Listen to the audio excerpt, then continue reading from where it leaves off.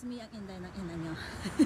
So, mimit natin yung ano, yung nag-wish sa ano, sa anirola ni Inday. Yan. Ang sabi niya, gusto niya daw ng McDonald's. Okay, mimit natin siya. Dahil holiday ngayon ng Inday ng ina nyo.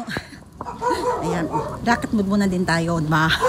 Pero ngayon, punta natin yung mga ano, kung makikipag-meet yung mga ano natin, yung mga nag-wish sa aking anirola ni Inday. Ayan, papalakad na, papunta na ako ng McDo. Taga dito rin siya, kabayan. Ayan.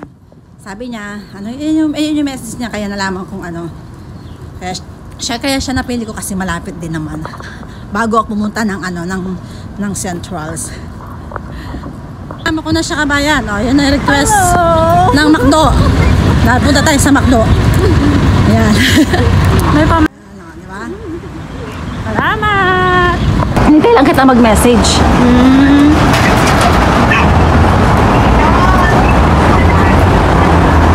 Sayang, pasok ka na doon. Ah, di ba? Ay, sorry.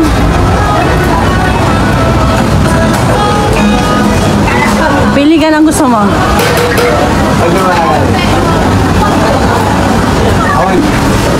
Meron niya, nagdududong pa siguro. Kaya ano gusto mo dyan? Pili ka. Ano po? Jumbo breakfast.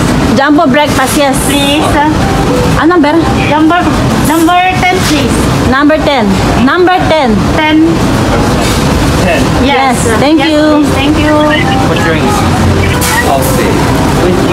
White coffee or black coffee?